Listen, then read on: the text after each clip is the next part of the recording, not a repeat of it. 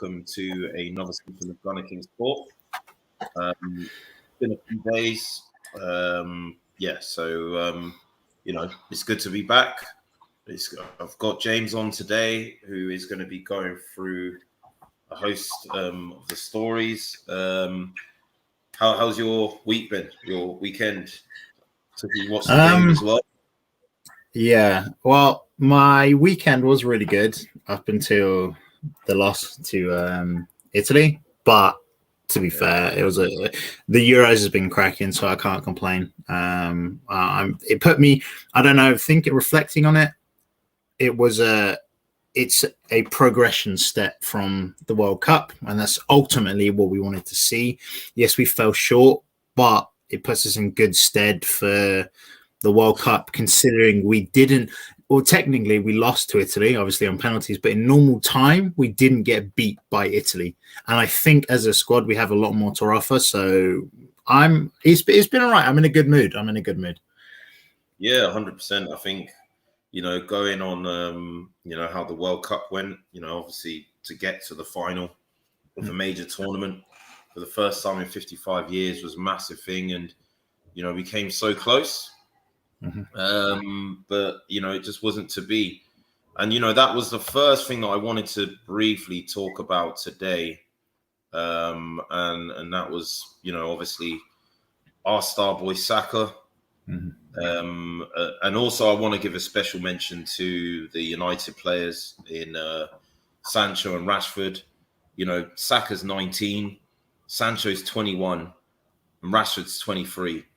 And whatever we want to say about the decision to let them take a penalty, the fact that they showed the courage to step up and take those penalties in the first place really was something else. And as far as I'm concerned, they're all heroes, all three of them.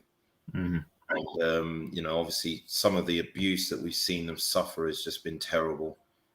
It kind of makes me glad that maybe we didn't win it, Like these kinds of people don't deserve to be celebrating anything in life. And no, yes, it's just horrible to see. Like, I think for you, because I can't speak on your behalf, because obviously I'm white and you're black.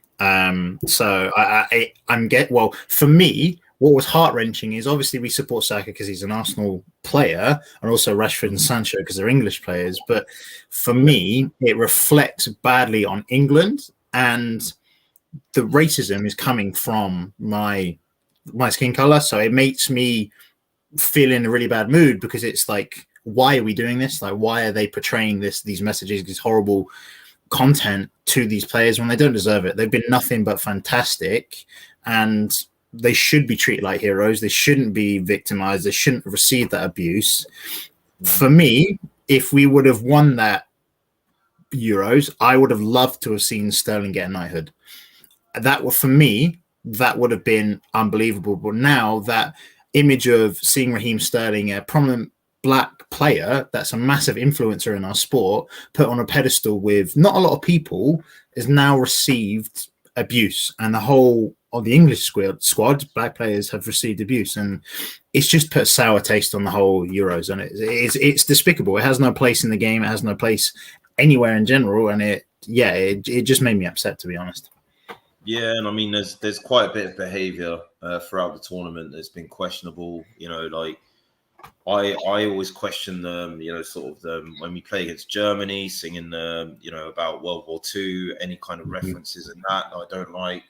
Lots of fights, antisocial behaviour and stuff, but it's really topped it for me.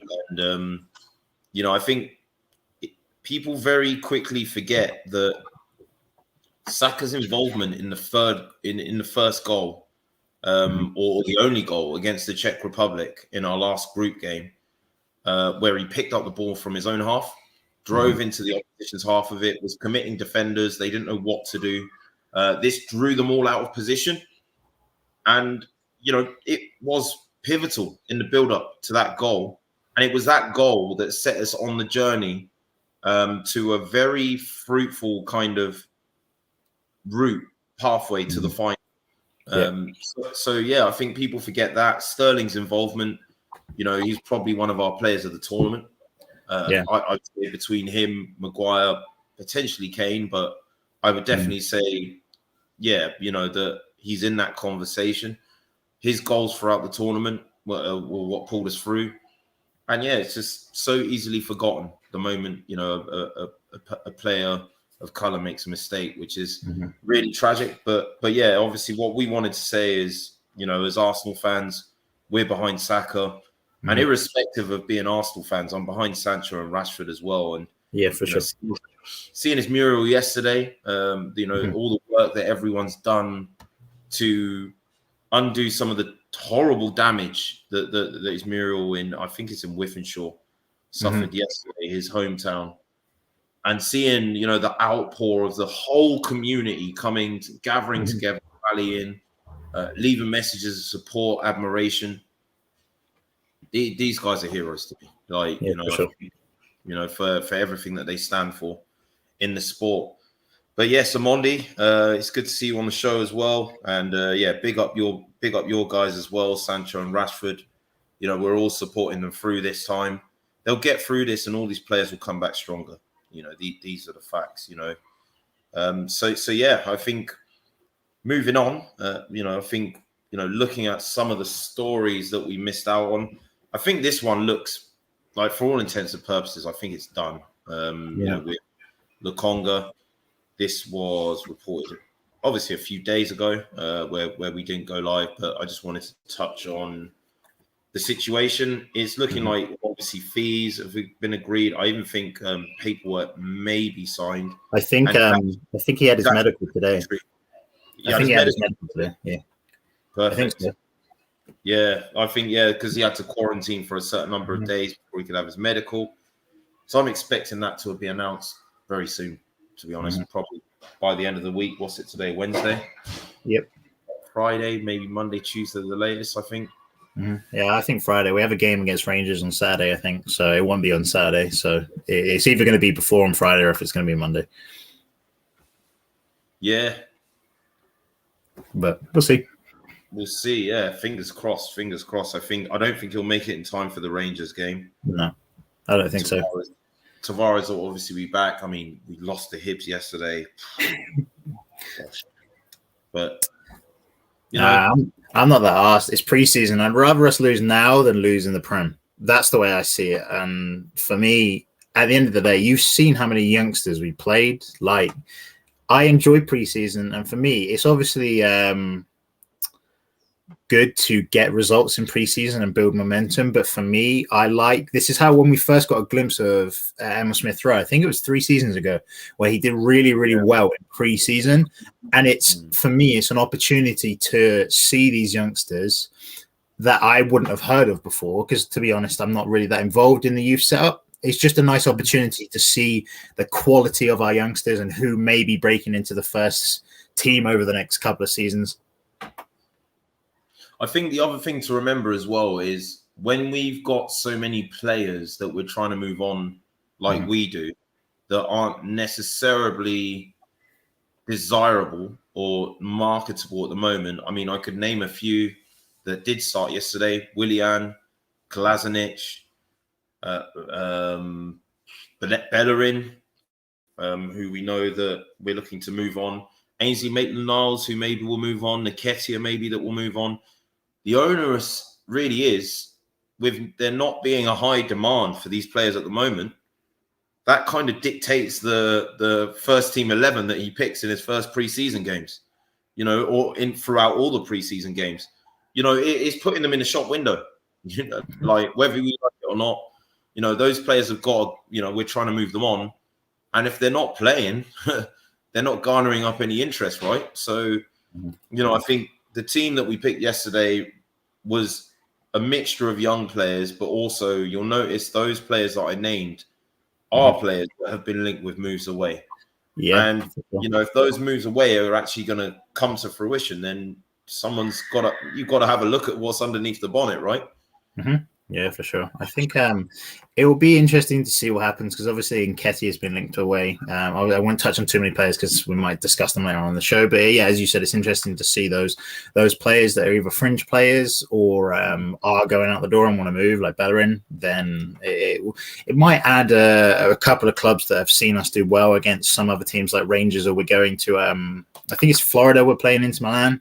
When we go over to America for preseason. So those more competitive, bigger games, it might attract a few more clubs. But I think Monday said with the French league going through financial crisis, are we going to pick off their best players? I think the only one we've been linked with is Hossein Aouar. That's the only one I can remember off the top of my head in the French league. Literally the next story I was going to go into actually was Aouar. And again, this was a couple of days ago, but since then I can say that it definitely looks like this story has legs. I believe that talks are ongoing between the club and the players' representatives. That's definitely a move we're looking at. And yeah, to answer Ramondi's question, it's a similar situation with you guys and Sancho. You know, where you were quoted a figure last season that was, gastronomically high. I think for us it was 50 million euros, which we didn't cave into. And now I'm hearing that the price, due to the situation in the French league, also with his club Lyon not qualifying for the Champions League, is that he's available for half that price, 20 to 25 million euros. So good player. I think he offers something centrally as like an advanced 8, a number 10. Yeah. He can also play on the left as well. And he's come out and said on record, that he sees he enjoys playing on the left as well. Mm-hmm. And I think that's a position that's actually being overlooked because I don't want to see Oba playing on the left anymore, which only really leaves Martinelli and ESR. Martinelli being particularly injury prone, and ESR being the candidate maybe you'd want to see play as a number 10 if we don't buy one. So I think that could be the area for him that we look at. I think it'd be a great signing, to be honest. I think if the dream, it's not going to happen right now. Obviously, it's just not realistic. But for me, the dream would be to go through this transfer window, get everyone we need to do, have a full season, qualify for Europa or Champions League, and then get Grealish and then stick him on the left. I think that's the dream, but it's not realistic, I don't think. I personally think I'll be surprised if City have not taken Grealish this summer. Yeah, I think so as well. I think, they probably need Kane a bit more, but I think, I think even then, his stock's going to rise even further, and so is his price tag. And can I see us doing something like that? No. I'm not sure. I think it's an unrealistic expectation.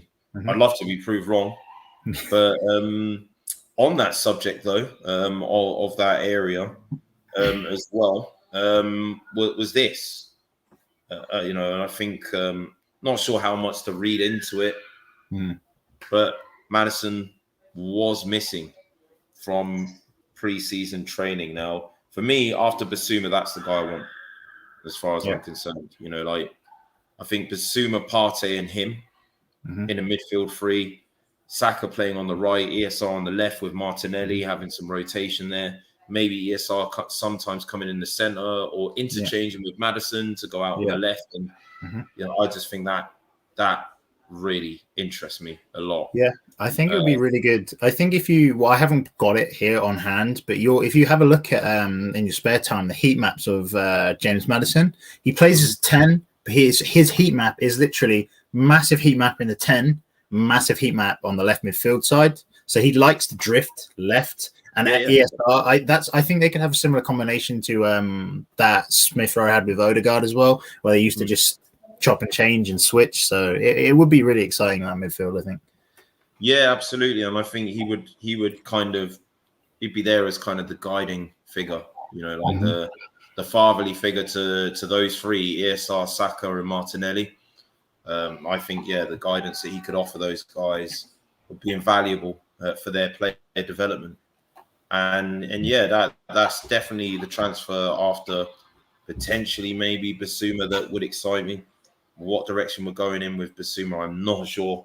There's other midfield targets that we're touted to be looking at, Locatelli being one, and I think the Neves story's gained a bit of legs over this past week again as well. So I don't know what direction they're going to go in, but it's going to be interesting to see, no doubt. For sure. But yeah, like moving on to on that note, I think what I wanted to do is speak a bit more about Locatelli. Swazolo's director of football has come out and been open, very honest. He says that Arsenal have made a bid for Locatelli's services, and that our offer financially exceeds the offer that Juventus have made for the same player. The player is obviously holding out for a move to Juve, but Juve are cash-strapped, again, as most of the Italian league is. They're also incredibly stacked for central midfield players. So I just don't... For me, it's just I don't understand why Juve and PSG every summer without fail buy another central midfielder, no matter what. They're two clubs that always do it. I don't know why. I don't know where they expect to put all these guys, but this is the next one that they want. And it's reported there that Edu is going to have face-to-face talks with Locatelli to see what he can do to convince him to choose Arsenal over Juventus. I think if that's possible, then the deal's there to be done. With our deal exceeding that of Juve's. I mean, what do you think of the whole situation? I can't make my mind up about the situation. Obviously, we know Locatelli is a quality player, and within a heartbeat, I would love him to play for our football club. But for me, it's a difference between getting a great player and getting a great player that wants to be at the football club. I don't know if it's him going, I only want to play for Juventus, or I want to play for Juventus first, but I would also like to play for Arsenal. And that's where the clarification that we haven't got yet is in. He goes, I don't want to play for Arsenal, then we keep pushing for the player. I think that's a bad signing, because we've seen before players that have stayed on that didn't want to play for the club. It's just ended in a bad environment for everybody. So obviously, if the circumstance is his priority is Juventus, but he would also like to play for Arsenal, then I'm very optimistic about the signing. But if he doesn't want to come here, I wouldn't touch him with a 4-foot pole. Like, it's just not the player for me. So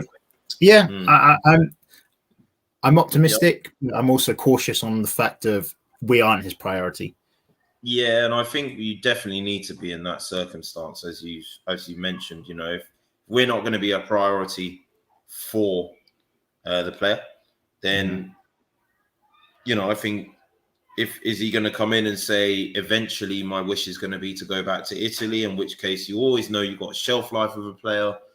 I'm a bit done with that. I'm a bit done with seeing players come and go. I want players in it for the long haul. Again, there isn't a massive history of players coming from Italy and exceeding in the Premier League or sort of settling as well as from other nations. But look, he's a top talent. He is. I've had my eye on him in Serie A with Swazolo, as well as with Italy in the Euros. Can play in a number of roles and positions in the centre of midfield, as a 6, as an 8. I think even as a 10, if you wanted to.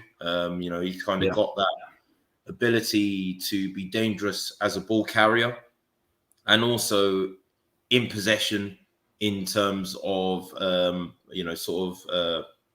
passing the ball. His range and his vision, his passing ability is also very good as well. Not the quickest over like 5 or 10 yards, but not slow either.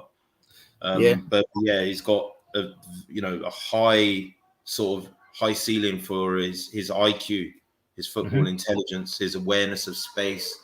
How to manipulate and make space. How to play under the press. Obviously has looked very good in the Italian league and at international level. It'd be a whole different ballpark in the Premier League where the intensity of the press is far higher. But he's shown the intelligence that's what he applies to the game, that he uses to play out of the press in normal circumstances. So, yeah, I mean, he looks like a good prospect. I don't think he's 100% a realistic one, but yeah, I mean, he's an optimistic one. I think he's a number one on the wish list. That's who we want for that CM position. Yeah, absolutely. You know, and I think yeah, maybe they might move down to Neves as target 2 if he's not cool. And I know that discussions with Wolverhampton and Edu, you know, through his the agent that they work with. What's the George Mendes. George Mendes, that's the guy. They've got pretty good links, so maybe they're looking at that. I think what's clear is they're looking at kind of a deep line playmaker option. But speaking of other playmaker options, yeah, I mean, when we played Hibs yesterday, Fabrizio Romano here reporting that. Well, yeah, I mean, I saw the interview. Arteta said that he expects Smith Rowe to 100%, no doubt, be an Arsenal player, that he is going to sign a new contract. He didn't make any comment on Aston Villa's bids. Didn't even give those bids life. Yeah, Willock as well. He basically mentioned that he's our player. We count on him. He's in our plans. I wanted to see Willock play yesterday. But yeah, I think I maintain that yeah, he put players on that he wants in the shop window to garner interest in them. And yeah, I've maintained throughout. I think Smith Rowe is going to sign a new contract, and the day I see it on the Sky Sports yellow bar, I'm actually going to go on a bit of a mad one for these Villa fans that have been talking absolute clap all summer. I definitely think that with Smith Rowe, he loves the club.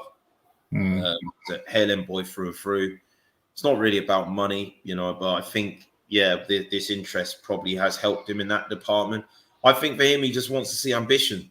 You know, where's this club going? What direction are they going in? Are these owners going to actually back this manager? You know, am I on a boat that's floating or sinking? You know, I think it's more that Smith Rowe's wanted to see the money. But yeah, he's going to sign. And look, the last thing I want to mention is he was saying the exact same thing about Balogun. He's been saying it since January. And there was even more interest in Balogun than there is in Smith Rowe. From even bigger clubs. You had Leipzig, you had like the likes of Liverpool, you had the likes of top Spanish and German and even Italian teams going in for Balogun. And Arteta was like, he's staying. I don't know what the fuss is about. I thought he was selling us a dream, and lo and behold, Balogun signed a new contract. So yeah, I think he looked very impressive in the preseason. I think he looked composed. And for me, what is interesting is we haven't had a complete striker for a long time. I think the last complete striker, if you want to say complete striker, was Robin van Persie, that I can remember. Because for me, he's a mix of he's got pretty good pace from what I can see. He's quick on the turn, and he's good over the first 5 yards. And then when he gets to full acceleration, he's quick. But his hold-up play also reminds me a lot of Lacazette. Lacazette, I think his best attribute is the ability to hold the ball and link the team. Whenever we play with him, our whole system seems to function a lot better than it does with Aubameyang's. That excites me, to have a striker that isn't like Nketiah or like Lacazette or Aubameyang. He's a mixture of all of them, and he's good, but he's that young as well. I'm really hoping to see him in this season. I don't know how many games he's going to get, but it'll be interesting to see where he plays in the cup games, or if he does get some Prem minutes. It'd be nice to see. And I think it's also what you said about Emma Smith Rowe, about how we're progressing as a club. I think what's going to be interesting to see is now we obviously signed that the goalkeeper, the 19, I can't remember, is it Okongwu, or that's how, I can't pronounce his name, but that's who I'm on about. I think for me that now indicates that we're not going to go for a Ramsdale or a Johnston, because from what I was seeing, we were going for those keepers to fill a void of British players. Now that we've signed him, I think that gets rid of that whole idea. I could be wrong, but he is English, he's homegrown. To be honest, yeah. Yeah, for the money that they're quoting for Ramsdale, I hope you're right. 24 million seems crazy. For a club that's been relegated as well. But yeah, I think ESR really just needed to see what's going on. Like it's just been so much instability and inconsistency as well. Not just in results, but everything that's happening off the pitch. I think more than anything, Smith Rowe just wanted to see some direction and some changes there, bringing in player personnel. And yeah, I fully expect him to sign. Willock's the interesting one because personally, I mean, I'd sooner keep him than El Neni. For me, the only central midfielders that can play in deeper positions, either as sixes or as eights, that I would keep would be Partey and Willock. Everyone else can go. Literally. Yeah. It's no joke. Everyone else can go. Because for me, Willock can also operate probably more advanced as an 8, as well as like a deeper kind of box-to-box or a number 10, which is what he was kind of playing for Newcastle, and he's come through our system again. I mean, look, we sent him out on loan to get experience, and he showed what he can do, So I think there is enough players in our squad that we can sell to raise money to not get this guy. But if we do, it better be for 35, 40 million. I don't want to see it to be less than I think it's that clause in as well. Yeah, I think what worries me though is there's a lot of chatter going on recently on socials that Newcastle want to loan him again. For me, that's a no-go. You either loan him with an obligation or you sell him because his contract runs out in 2023. So he has 2 years left.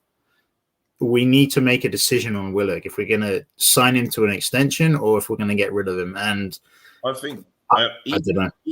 I think him being the sort of loyal player that he is. But again, these are guys that have come through our academy.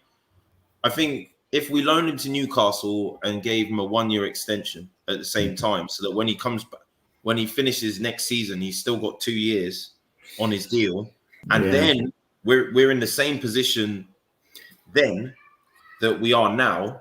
But the only difference would be he's got another year's experience under his belt. Yes, I'm against it. Brought in for, this is where garlic earns his salt. I think for someone that's been in the academy who's an Arsenal fan that wants to make it at Arsenal, if we loaned him out and said that to him, I mean, he's not losing out on game time. He's going to go in there and walk into their team. Yeah, and for sure. Everyone can assess their options at the end of the season. Works for everyone. I get you. I understand where you're coming from, but for me, we've been torching burn with Ainsley Maitland-Niles with this. We played him. He did well. Not last season, but the season before. Then we had offers and offers and offers. Mikel Arteta said no to 20. I think it was like 25, 30 million from Wolves. It's a lot of money for Maitland-Niles. We said no, and now we might get 15. I don't want to make that same mistake with Joe Willock. So for me, it's either it's black and white for me. It's either he's in our plans and he's staying and he signs a contract, or he goes.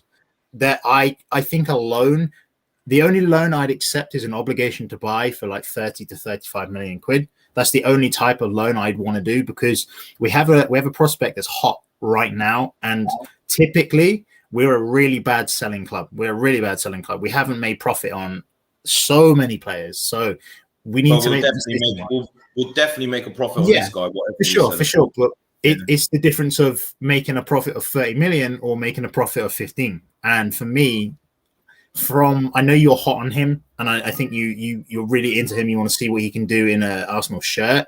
But for me, from what I've seen of him in an Arsenal shirt, I haven't been impressed.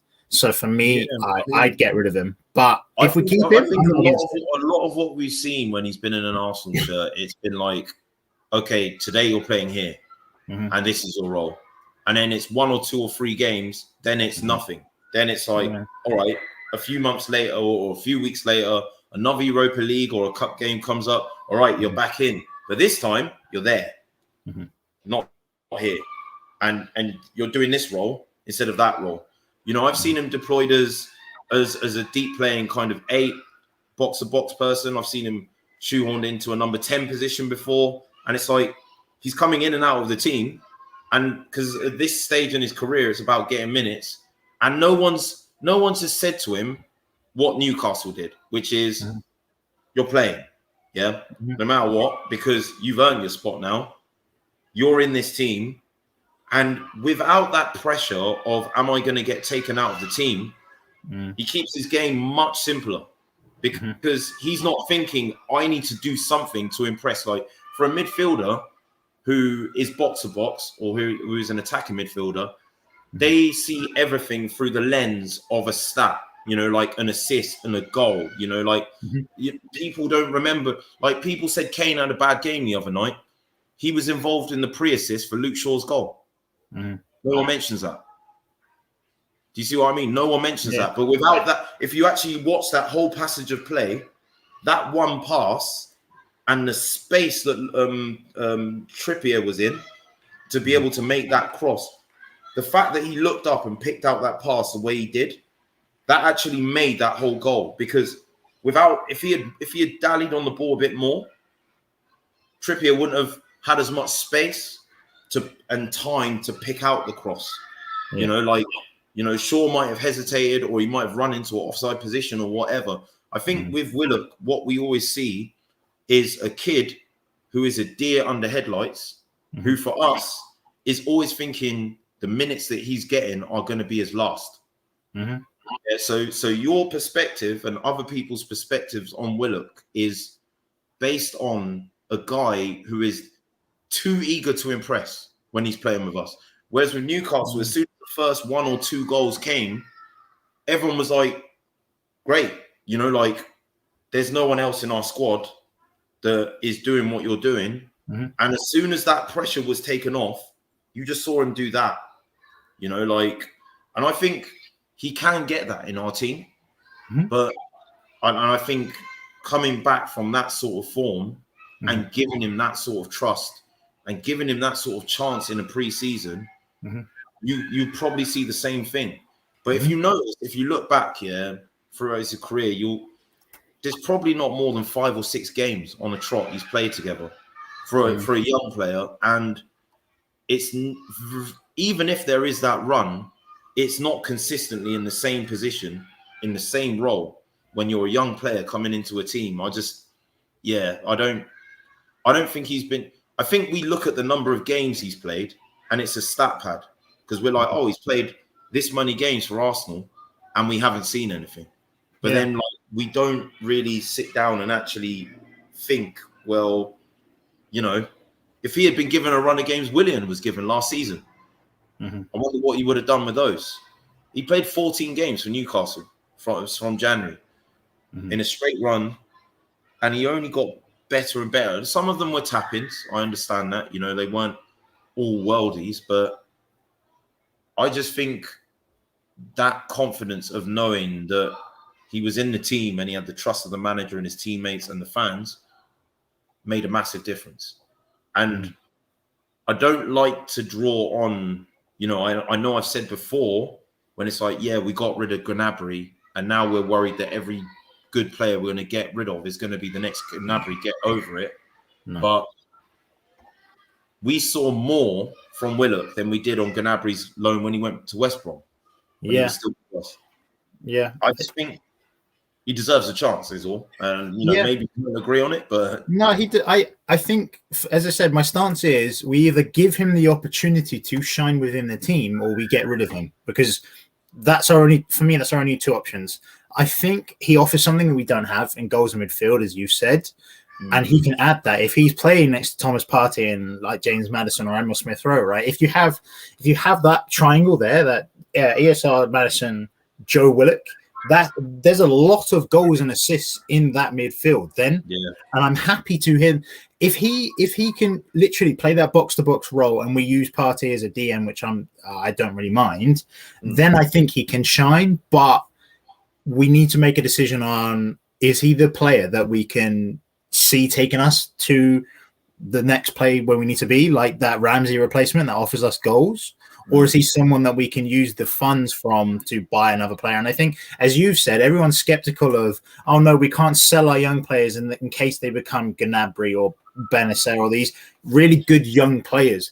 But if you think about it, if we're getting one player out of every 4 or 5 years that's the level of Saka, that's impressive for a youth academy. And if we're selling our youth prospects for 10, 20, 30 million, and then making a marquee signing from that, and then that's what the academy's meant to be doing. As Per Mertesacker says, the academy serves the first team, and that's what people need to get over. Is that if Joe Willock isn't going to make it, he's still going to be a very good player, just not at our club. So we just need to just remember that, and hopefully Arsenal can make a decision on it quickly. I'd like to see him stay, but if we do get rid of him, it needs to be for equity coming into the bank that we can use to buy somebody else. Yeah, exactly. It's going to be interesting to see what decision is made on that. One decision that's looking a lot clearer is that of Hector Bellerin. Sky Sports reporting that he has affirmed to Arsenal that he is looking for a move away, and that he's favouring Inter Milan. Inter Milan are looking to propose a loan deal. I don't know whether that's with or without an obligation to buy. As far as I'm concerned, if it's a loan deal, it must have an obligation in. I don't even want to see an obligation that's hit after a certain number of games. No, it's got to be you are obligated to buy him under no uncertain terms. Otherwise, I don't want to hear about a loan deal, because there's plenty of teams in Spain that have shown interest in him. And I think if we're not getting money in the bank, then I don't want to know, to be honest. And the thing is as well, I think if there is a loan with an obligation to buy, just if that obligation to buy is there, then at least the owners can say, well, as that money is coming in, we can release that revenue now proactively for you to invest in a squad, in a right back as well, might add. Because I think that's another area that we need to strengthen in. I mean, what would your thoughts be? I mean, would you agree with that as well? Yeah, I don't think he's a bad player. He's not the level pre-ACL injury he was. He's lost those extra 2 steps he always had ahead of somebody, an attacker, that made up for his defensive frailties. And now that he has lost that pace, you can see that he's getting caught out in a lot of times. And I will not slander Hector Bellerin. A lot of people slander him, call him Zoolander or whatever it is. No.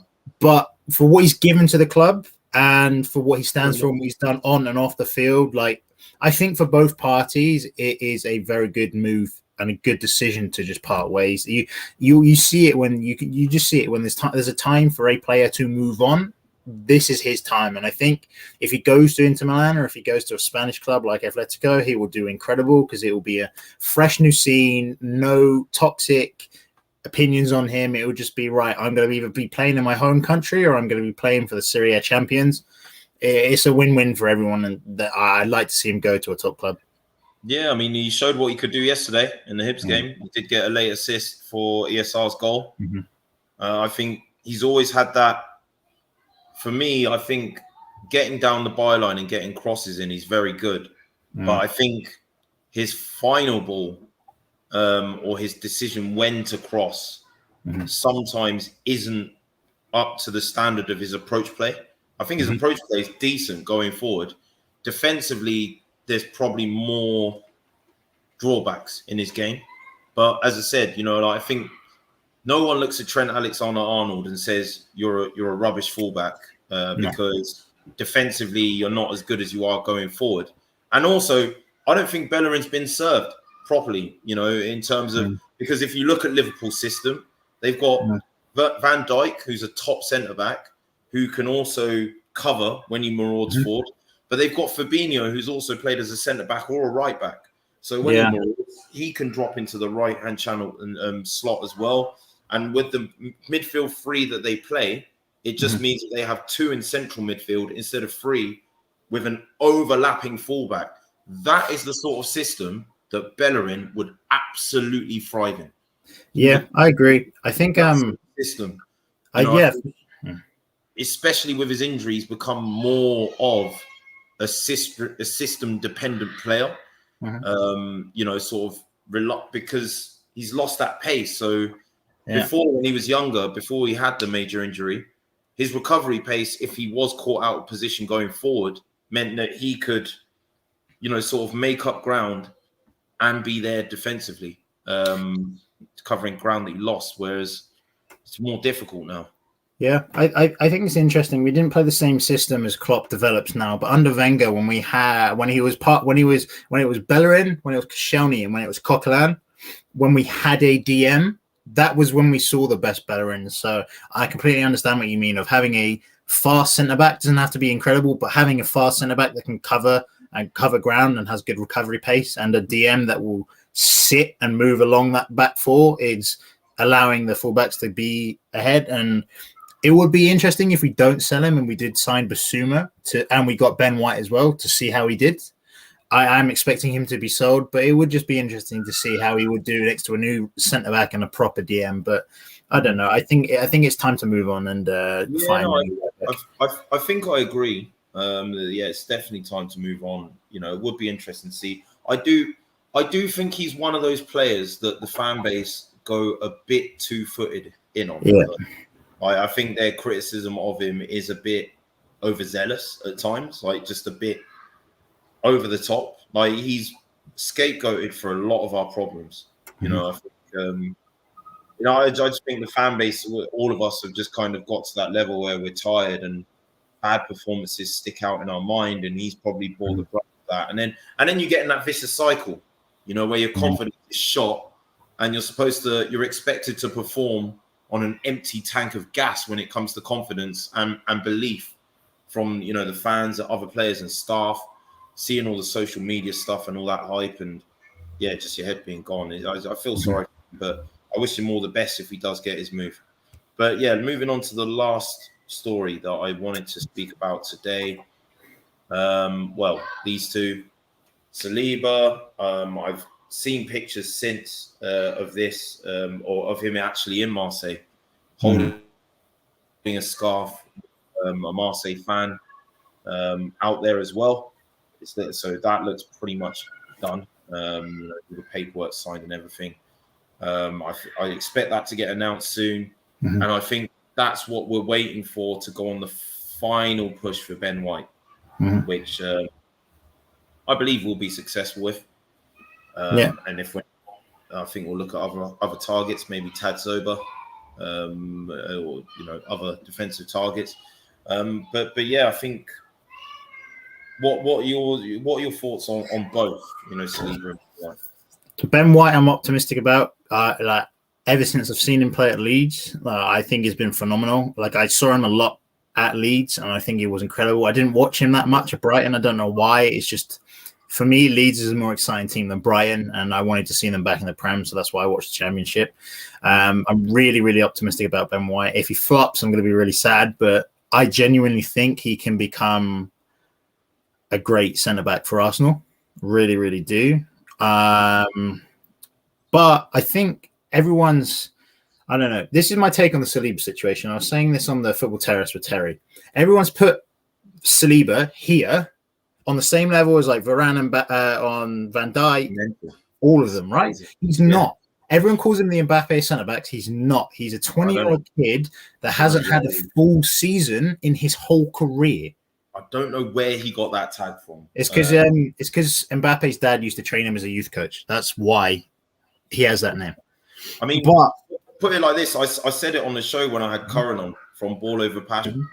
Like, what is it?